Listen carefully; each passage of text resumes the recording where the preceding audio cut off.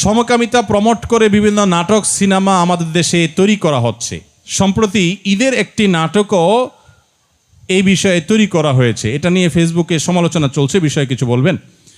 ভাইরা আমার, খুবই দুঃখজনক বিষয়, বিনোদনের নামে, নাটক সিনেমার নামে আমাদের দেশে অনেক অবৈধ বিষয়কে স্বাভাবিক করে ফেলা হয়েছে। আজ থেকে 15-20 বছর আগেও, 30 বছর আর 25 বছর আগেও এই সমাজে কোনো একটা পুরুষ কোনো একটা নারী বিবাহ বহির্ভূত সম্পর্ক করাকে অত্যন্ত দোষণীয় মনে করা হতো, শহরে গ্রামে সর্বত্র। ঠিক না ঠিক? নাটক সিনেমার নামে, বিনোদনের নামে যেগুলো দেখে আপনারা হাসি পান, আনন্দ পাওয়ার চেষ্টা করেন, বিনোদন পাওয়ার চেষ্টা করেন, সময় কাটাবার চেষ্টা করেন, এগুলোর নাম দিয়ে, এগুলোর মোড়ক দিয়ে এই তথাকথিত বয়ফ্রেন্ড গার্লফ্রেন্ড কালচারকে প্রমোট এবং প্রতিষ্ঠা করা হয়েছে এই সমাজে। এখন আর কারো বয়ফ্রেন্ড আছে, কারো গার্লফ্রেন্ড আছে এটা বলতে এখন আর মুখেও বাধে না, অর্থাৎ লাজ লজ্জা শরমটাও উঠে শেষ হয়ে গেছে। এটা খুব ভয়ঙ্কর একটা ব্যাপার। অপরাধ করার পর অপরাধ বোধ থাকা, এটা খুব তুলনামূলকভাবে, ওইটার তুলনামূলকভাবে সহনীয়, এটাও মন্দ, কিন্তু ওইটার তুলনায় কম মন্দ।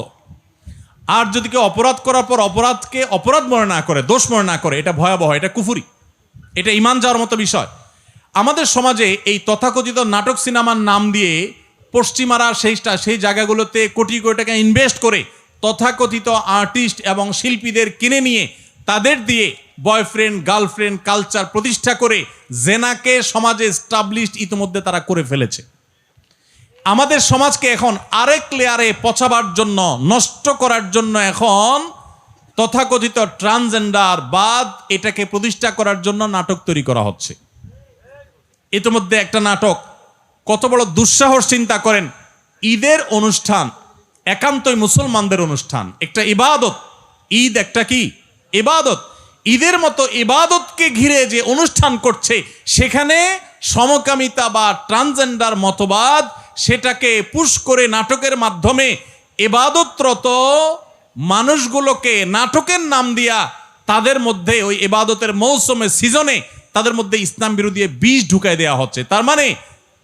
তার মানে হলো যে আমাদের সম্পদ, আমাদের সোসাইটি, আমাদের ঈদ মানে মুসলমানদের আবহ, এইটাকে ব্যবহার করে সেখানে তারা মুসলমানদের বিরুদ্ধে বিষ এবং ক্ষতিকর জিনিস তারা ঢুকিয়ে দিচ্ছে। আপনারা যেগুলো সোশ্যাল মিডিয়াতে, ফেসবুক, ইউটিউবে বিভিন্ন নাটকের ক্লিপ, ভিডিওর ক্লিপ অনেকে বুধ হয়ে পড়ে থেকে দেখেন, আপনার নিজের অজান্তে আল্লাহর দ্বীনকে দুনিয়া থেকে বিদায় করার নীল নকশা যে সমস্ত নাটক সিনেমার মাধ্যমে হয়, আপনি সেগুলার প্রমোট করছেন, সেগুলার প্রচার করছেন, সেগুলার সহযোগিতা করছেন। এই জন্য আমাদের পরিষ্কারভাবে প্রত্যেকের অবস্থান নিতে হবে।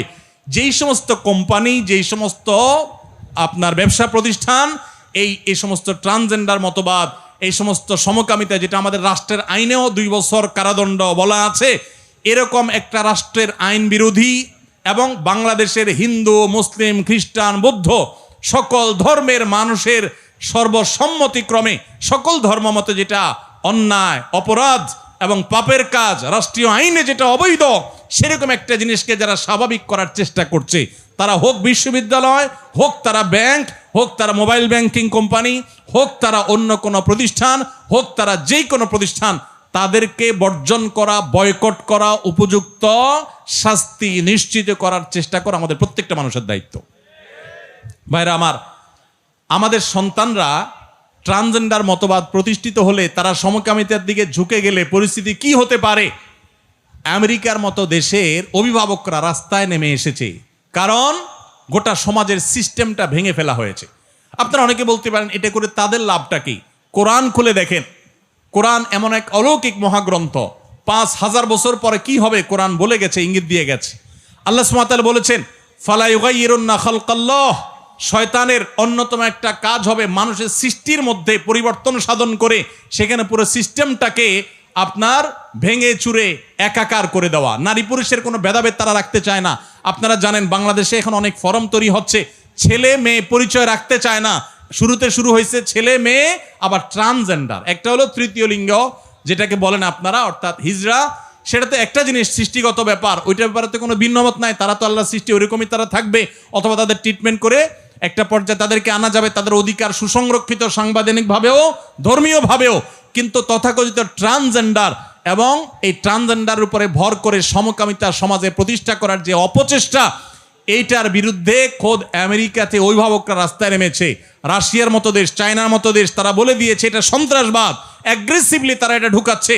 অনেক গার্মেন্টস প্রতিষ্ঠানকে, মালিকদেরকে বাধ্য করা হচ্ছে, আপনি সমকামিতাকে সমর্থন করেন কিনা, তাহলে আপনাকে ফান্ড দেয়া হবে, আর না হলে দেয়া হবে না। তারা নারী পুরুষের পরিচয়কে একাকার করে দিয়ে এখানে যে বিশৃঙ্খল পরিস্থিতি তৈরি করতে চায়, আল্লাহ বলেছেন এটা শয়তানের এজেন্ডা। ফালা ইউগাইয়িরুন্না খালকাল্লাহ, আল্লাহর সৃষ্টি নারী এবং পুরুষ, এগুলোর মধ্যে পরিবর্তন সাধন করে এগুলোকে মেসাকার করে, একাকার করে, বিশৃঙ্খল করে ফেলা, এটা শয়তানি এজেন্ডা যেটা বাস্তবায়ন করছে। অতএব ঈদের অনুষ্ঠানে বা যে অনুষ্ঠানে হোক, নাটকের নামে, সিনেমার নামে আপনারা একটার পর একটা অবৈধ জিনিসকে সমাজে স্বাভাবিক করে ফেলবেন। এখন আবার সমকামিতাকে স্বাভাবিক করার এজেন্ডা নিয়ে নামছেন। আপনারা কিছু পয়সা কড়ি পাবেন, কিছু ফান্ড পাবেন, এগুলো নিয়ে দেশে বাইরে চলে যাবেন, ওই কানাডার বেগমপাড়ায় চলে যাবেন, আমেরিকায় চলে যাবেন, আর আমাদের সমাজকে, আমাদের সন্তানদেরকে ধ্বংস করে দিয়ে তারপর চলে যাবেন।